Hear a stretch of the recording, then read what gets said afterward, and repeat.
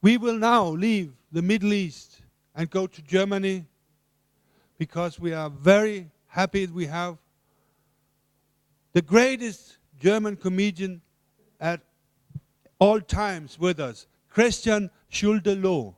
He has performed in Edinburgh in August, 3 weeks, 75 shows. From Edinburgh, he went to Lund Humor Festival, 1 week festival. From Lund, he went to here, International Humor Festival. He is the festival man. He performed in 40 countries. He knows that sometimes humor can create misunderstandings and even conflicts. And this is what Christian will talk about. Please, Christian.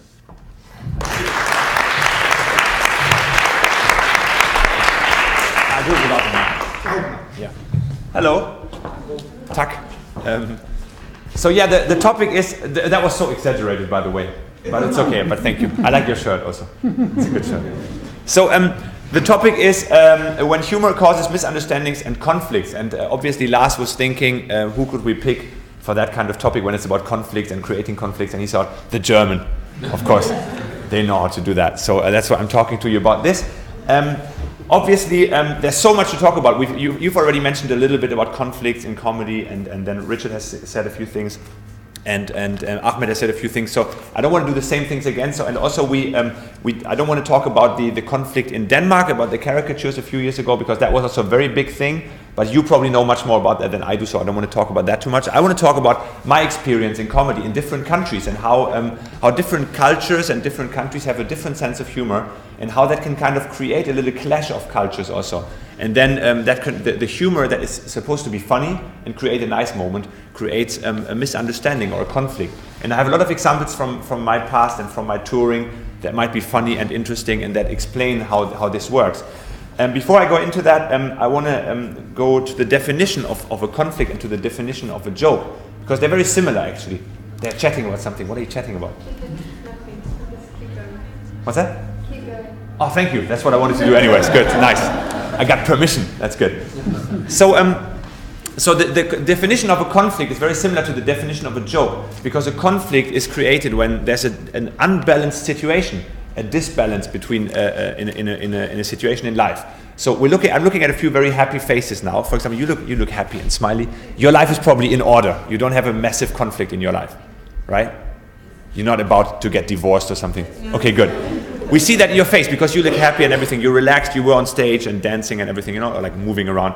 So that's good. But if you had a conflict in your life, you wouldn't be so happy because things would be out of balance, And that's what a conflict is. A conflict is a situation that's out of balance. And the same thing happens when humor is being created, when a joke is being told. A joke is only funny because there's a misbalance, an unbalance in a situation.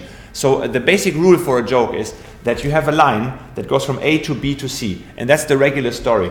But if you suddenly turn at the point B and you don't go straight, but you turn around or you turn to the side, then that's the joke. So it goes A, B, and then you turn, and that's the surprise moment. That's where it's unbalanced, and that's where it's funny. I will give you a few examples of that. You heard all the examples in Richard's jokes also. They all work like that. You expect something else because he goes into a situation, but suddenly he goes somewhere else, and that's where the joke is. And because Richard is American, I will now make a joke on his account. And I know he doesn't mind because we talked about this before, so that's okay. I always do that in my show. I talk about America because obviously people like to make fun of Americans. You provoke that, so you deserve it. I would joke about like how nice America is. Right? I love America, and I would say the American flag, in my opinion, is the most beautiful flag in the world. 50 little stars on their flag, and as we all know, each star represents one major conflict they started. So see, that also contains the word conflict. So that's probably the best example I could give from all my jokes. And here's what happened, right? I told you about the American flag, and then I said there's 50 stars on the flag, and that's A and then B. And then you all think it's about the states, because that's 50 states in America. But it's not, because I talk about the conflict. So this is where we turn around, and this is where the joke is. Okay? So it's an unbalanced situation. We go away from the expected route. So it's very technical, but maybe it's interesting to understand how comedy works and stand-up comedy works. It's all based on that. And the conflict is based on that too. You expect something in your life, you get married, so you expect this marriage to last forever. How naive. It's not going to happen. We all know it. So one day you will break up, you will get divorced, or the other person will die, But for sure you will kind of split up. And in that moment, everything gets out of balance. Same thing when you sign the papers for a new job, you expect this to be a great job. You want this job to have like 10, 20 years, maybe forever. But at one point you get bored, you get tired of it, you're in a fight with your boss, you lose the job or they kick you out. And at that point, everything gets out of balance, you know, and your life gets a bit more, also exciting, I guess, but also a bit more negative and you're unhappy. So that's where a conflict starts. Now, those moments can also happen in a comedy show when everybody thinks, oh, we're there to have a laugh, you know, we're going to have a good time. But then things go wrong because somebody gets offended. Now, Richard, you didn't get offended about the American joke because you are in a superior position, you know, you're from a very, very powerful country. From America, a very rich country, very powerful. So it's okay to joke about them because they are in that position. If I made the same joke about somebody from a country that's not so well off, let's say from Bhutan, maybe, or from India, or whatever, people might think that's racist, that's wrong. They will get upset, they will get offended, you know, because it's about the ranking of the country or the position. If I make a joke about somebody in a wheelchair, people will get offended because he's in a weaker position, right? If the wheelchair guy makes a joke about people in a wheelchair, that's fine. If he makes a joke about people that walk, that's fine, because they are supposed to be superior in a better position, you know. So the same joke can be inappropriate in a different situation. When we talk about certain jokes, you mentioned the Holocaust. PC is your name, right? Yeah. Yeah, PC. That's a nice name. Thank you. So you mentioned the Holocaust, right? That's one of the big taboos in comedy, you know. If you're not Jewish, you cannot joke about it, right? That's kind of because it's such a big, it's one of the worst things that's ever happened, of course. And then that's why you cannot joke about it. I, as a German comedian, even worse, you know. As a German, they think, okay, he cannot joke about that. But I do have a joke that contains the word Holocaust in my set, you know. And I don't do it in the beginning, because if you do it early, like you said, you have to pull your pants down before you put the audience's pants down. If I do that joke very early, people would hate me. Nobody would laugh. People would leave the room. They would hate me, and that would be the end of the show. But I can do that after I have made a few jokes on my own account about being German, about being very tall, and all this stuff, you know. So if I make fun of myself for 10 minutes, let's say, and about my country, my nationality, and all my weak points, then I can joke about other people. And then after a while, when people have gained trust and they think this guy's okay, you know, I think whatever he's doing will be safe, you know, we're not in danger. Then I can even joke about the Holocaust, if it's a clever joke, of course, you know, it has to be a good joke. Now, and I want to tell you how big this issue still is in Germany, you know. The word Holocaust is already like, people are like, there's alarm bells, you know, that go off if you hear the word. Everybody's like, ooh, we cannot laugh. Whatever comes next, you know, we cannot laugh. 2 days ago, and that's just a big coincidence, there was a big German television host. He presents entertaining programs, nothing serious, you know. And there was a picture of him in the Holocaust Memorial in Berlin. All those black, have you seen the memorial in Berlin? It's all those like black kind of pillars, yeah. And he was posing between it with sunglasses and smiling into the camera like this. And then that was on Facebook, and it was all over the internet, because everybody said it's so inappropriate that he's in the Holocaust Memorial and he's making fun of it because he's having a good time, you know. What they of course don't write is that right next to that there's an ice cream stand and they're selling ice cream, you know. So it's not really a memorial, you know. It's one of the tourist attractions now. So people walk through it with a guide and they take photos and everything. So that's also very disrespectful if you approach it that way, you know. But people, just because it's a German guy in there, it's the Holocaust Memorial, so they are afraid, you know. But they don't see the context, or they don't even think about it. It's a big taboo. So the same goes for that joke. When you make that joke in the wrong moment, I did it in Germany also many times, the same joke, you know, and I experimented with it. If you do it in the wrong moment, in front of the wrong crowd, at the wrong time, and with the wrong delivery, you lose the whole room, you know. People get angry. Even in countries where they don't care so much about it, where they don't have taboos. Like I live in London now, in England. And their comedy is very, very advanced. So they've been listening to stand-up comedy for, 50 years, or even longer. So they don't really have taboos anymore.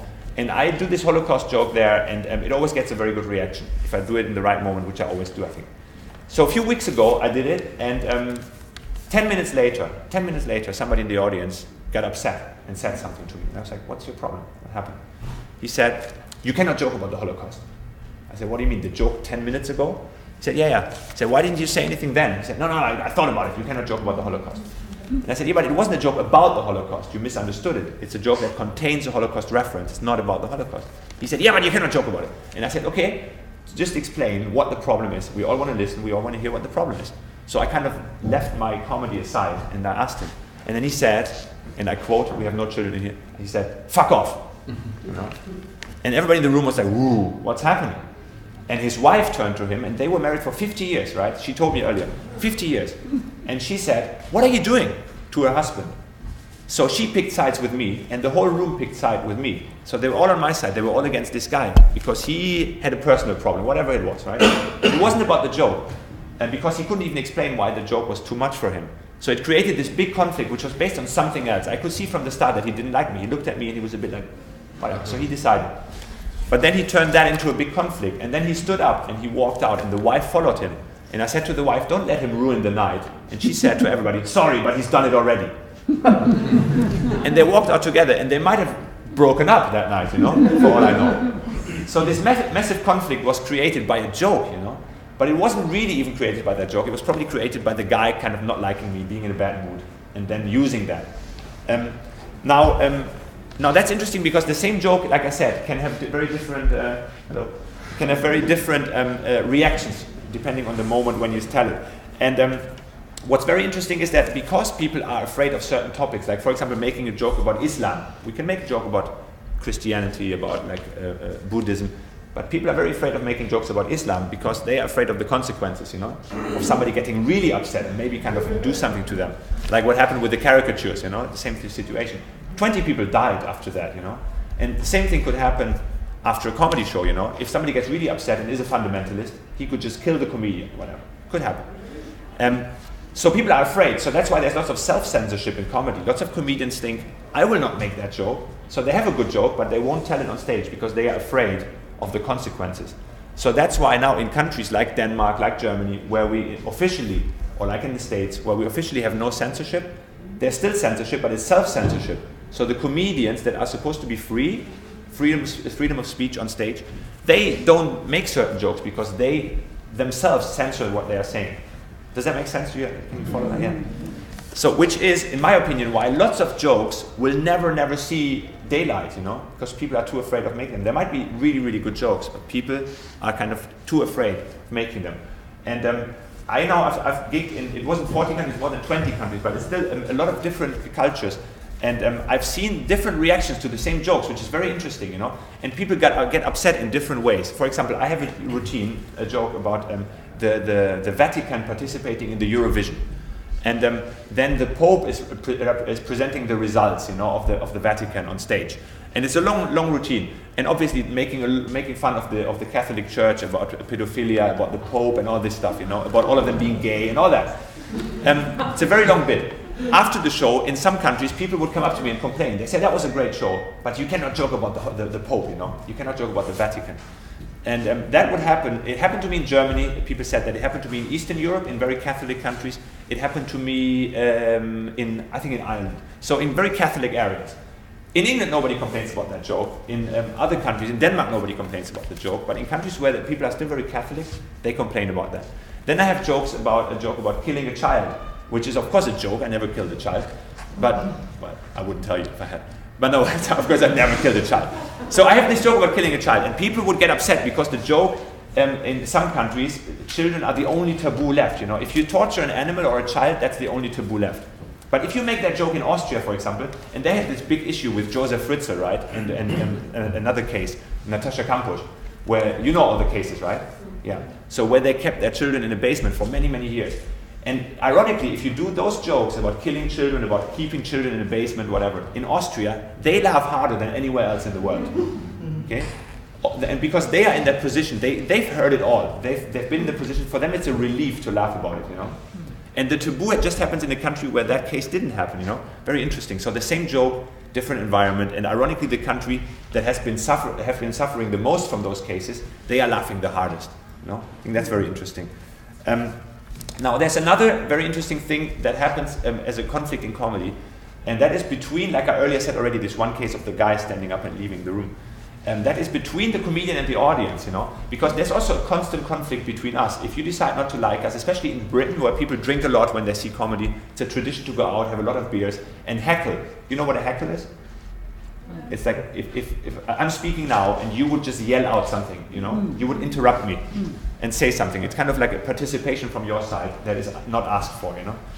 And that's very popular in Britain. It's part of comedy, you know. So when you're on stage, people think they have the right to do it because they do it in Parliament also, you know, in Britain. Somebody holds a speech, somebody else yells out something. So it's part of their culture. Can be very good for the comedy show.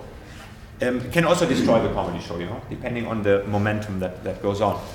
But because of that, there's a constant conflict between the audience and the comedian. So the question is, are you guys here, this is not a comedy show, right? This is a speech, but imagine this was a comedy show. Are you guys here to see me fail or to see me succeed, That's the question. You always get a few people in the audience that came to see the comedian fail. Okay, and you see the majority of people obviously wants to see the comedian succeed. But that's the conflict also between the audience and the comedian. If the comedian fails, some people in the audience will be happy. They have the feeling of success. They win. But most of the people in the room have the feeling of, this is a terrible night. We are uncomfortable now to see this person fail. So this conflict is a very big one, especially in Britain, where comedy shows are much more energetic, let's say, to put it in a very nice way. So people drink a lot and they feel they have the right when they buy a ticket to interfere with a comedian. I don't mind it if it's clever, and if you as a comedian have a good reply, but it can also be very difficult, like I said.